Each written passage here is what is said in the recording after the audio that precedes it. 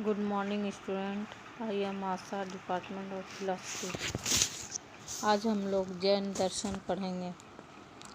जैन दर्शन जीव के सत्ता में पर विश्वास करते हुए यह बतलाता है कि जीव को ही बंधन के दुख भोगने पड़ते हैं।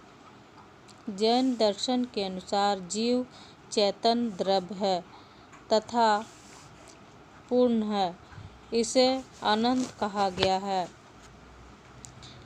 जीवों में अनंत ज्ञान, अनंत दर्शन, अनंत शक्ति और अनंत आनंद आदि पूर्णताएं निहित रहती है, परंतु बंधन की अवस्था में ही ये सारी पूर्णताएं ढक जाती है। जैन दार्शनिकों का यह विचार है कि जिस प्रकार बादल सूर्य में प्रकाश को ढक लेता है, उसी प्रकार बंधन आत्मा के स्वाभाविक गुणों को अभिभूत कर लेते हैं। जीव जब शरीर धारण करता है तो इसके सामने अपने बाधाएं उपस्थित हो जाती है। पुनः जिस प्रकार बादल और तुषार के हट जाने पर सूर्य समस्त पृथ्वी को आलोकित करता है, उसी प्रकार बाधाओं या बंधन के हट जाने पर जीव भी सभी अनंत गुणों को प्राप्त कर लेता है। यहाँ प्रश्न यह उठता है कि आत्मा किस प्रकार बंधनग्रस्त होती है, अर्थात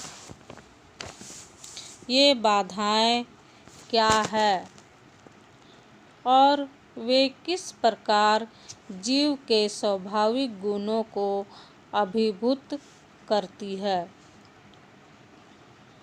इस प्रश्न के उत्तर में जैन दार्शनिकों का कहना है कि शरीर पुद्गल से बनता है।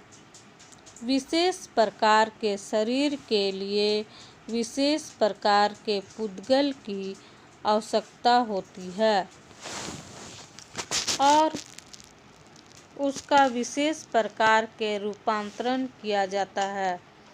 जीव अपने कर्मों का संस्कारों के कारण ही शरीर धारण करता है। पूर्ण जन्म के कर्मों के कारण ही जीवों में वासनाओं की उत्पत्ति होती है। वासनाएं तृप्त होना चाहती है, फलतः ये पुद्गल को अपनी ओर आकृष्ट करती है, जिससे विशेष प्रकार का शरीर बनता है। दूसरे शब्दों में हम यह कहें कि कर्मों के अनुसार ही जब शरीर धारण करता है, इस प्रकार जीव शरीर का निर्मित कारण है और पुद्गल इसका उपादान कारण। परंतु हमें शरीर में केवल स्थूल शरीर ही नहीं समझना चाहिए, बल्कि शरीर से इंद्रिय, मन तथा प्राण का भी बोध होता है। अज्ञान से अभिभूत रहने के कारण जीव में वासनाएं निवास करने लगती है। ऐसी वासनाएं मूलतः चार हैं। पहला है क्रोध, दूसरा है मान, तीसरा है लोभ और चौथा है माया। वस्तुतः इन्हीं वासनाओं अर्थात कुप्रवृत्तियों के कारण जीव शरीर के लिए लालचित रहता है, फलतः वह पुद्गल कणों को अपनी ओर आकृष्ट करता है। और यह पुनर्जन्म के कर्मों द्वारा निश्चित होता है। जैन दार्शनिकों का यह मानना है कि माता पिता से जो शरीर मिलता है वह आकस्मिक नहीं है। पुनर्जन्म के कर्मों के अनुसार यह निश्चित हो जाता है कि किसी व्यक्ति का जन्म किस वंश या परिवार में होगा। कर्मों के ही शरीर का रंग, रूप, आकार, आयु, ज्ञानेंद्रिय तथा कर्मेंद्रिय की संख्या एवं उनके विशेष धर्म नियंत्रित होते हैं।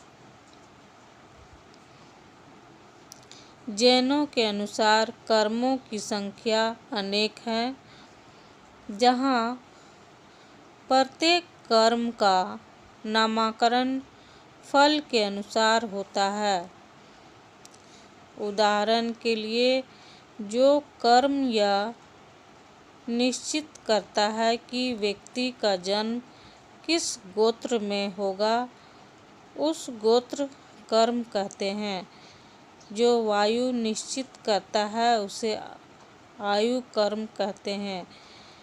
जो ज्ञान को नष्ट करता है उसे ज्ञानपरणीय कर्म कहते हैं। जो विश्वास को नष्ट करता है उसे दर्शनाकरणीय कर्म कहते हैं।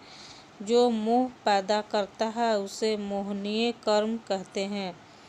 जो सुख या दुख की वेदना उत्पन्न करता है उसे वेदनीय कर्म कहते हैं, इत्यादि। Thank you. अब अगले क्लास में मैं इसकी चर्चा करूँगी।